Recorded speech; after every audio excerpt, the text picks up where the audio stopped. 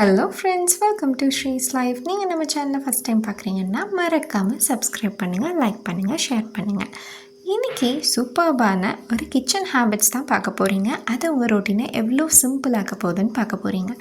நான் என்ன பண்ணுவேன் அப்படின்னா, கழுவி வச்சோடனே என்னோடய பாத்திரம் எல்லாம் ட்ரை ஆனதுக்கப்புறம் டக்குன்னு எடுத்து உள்ளே வச்சுருவேன். அப்படி இல்லையா, நைட் இருக்க பாத்திரமாக இருந்தால் காலையில் கிச்சனுக்குள்ளே வந்த உடனே ஃபஸ்ட்டு நீங்கள் பண்ணுற வேலை அந்த பாத்திரத்தை திருப்பி ஆர்கனைஸ் பண்ணுறது. அந்த மாதிரி நீங்கள் பண்ணுறப்போ நீங்கள் ஆர்கனைஸ் பண்ண இருக்கிற இடத்துல இருந்து உங்களுக்கு வேணுங்கிற பாத்திரத்தை அழகாக எடுத்து நீட்டாக சமைச்சிக்கலாம். தேவையில்லாமல் எந்த வித இடைஞ்சலுமே இருக்காது.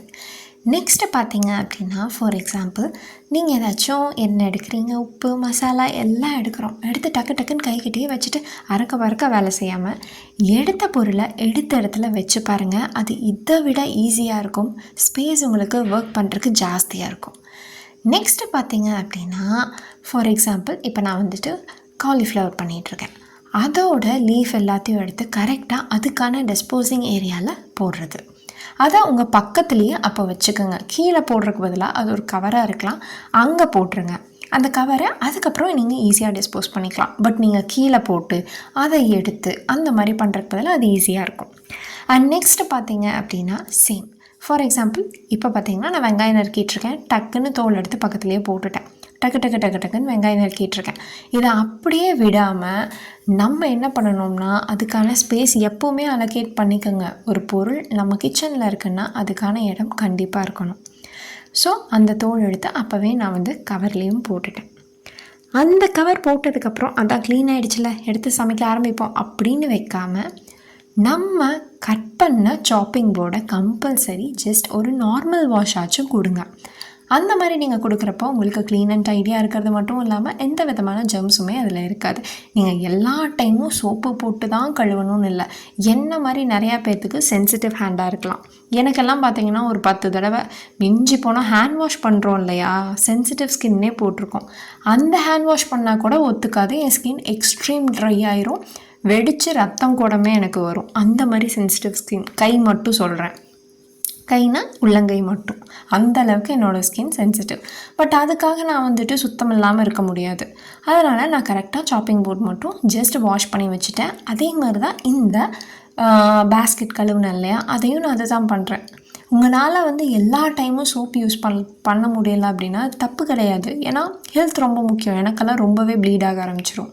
ஸோ நான் நார்மல் வாஷ் பண்ணி வச்சுருவேன். வெசல் வாஷ் பண்ணுறப்ப மட்டும்தான் நான் வந்துட்டு மோஸ்ட்லி வந்துட்டு விம் இருக்கும் இல்லையா, ஜெல் வந்துட்டு யூஸ் பண்ணுறதுக்கு ட்ரை பண்ணுவேன். ஆனாலும் என் கை ரொம்ப வெடிக்கும்.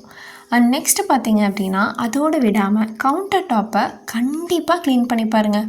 ஒன்றுமே இல்லை, பக்கத்தில் குக்கர் இதாகிட்ருக்கும், பக்கத்தில் குழம்பு வச்சிட்ருப்பீங்க, அவ்வளோதான். அதுக்கப்புறம் கொஞ்ச நேரம் கழித்து காய்கறி ஏதாச்சும் பண்ணுவீங்களா? பட் அந்த டைமு அந்த ஒரு 5 நிமிஷம் இருக்கும் இல்லையா, அதில் ஜஸ்ட்டு ஒரு தண்ணியை மட்டும் தெளித்து வைப் பண்ணி விட்டு பாருங்கள்.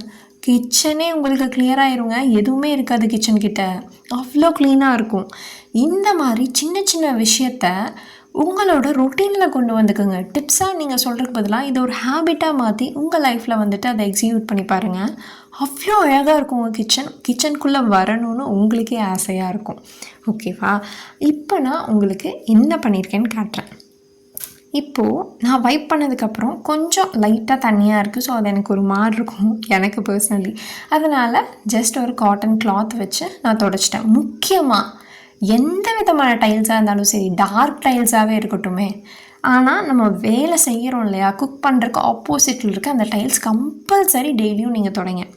அண்ட் தென் கிச்சன் மட்டும் இல்லை, எல்லா பெட்ரூம்லேயும் ஃபார் எக்ஸாம்பிள் ஒரு எண்ணெய் டப்பாவாகட்டும், சீப்பாகட்டும், பட்ஸ் ஆகட்டும், அதுக்கு வேணுங்கிற இடத்துல வையுங்க.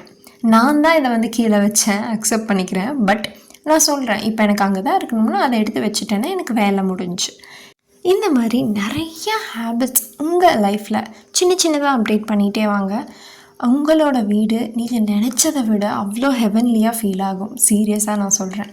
மறக்காமல் நம்ம சேனலுக்கு லைக் பண்ணுங்கள், சப்ஸ்கிரைப் பண்ணுங்கள். இதே மாதிரி நிறையா வீடியோஸ் வரும்.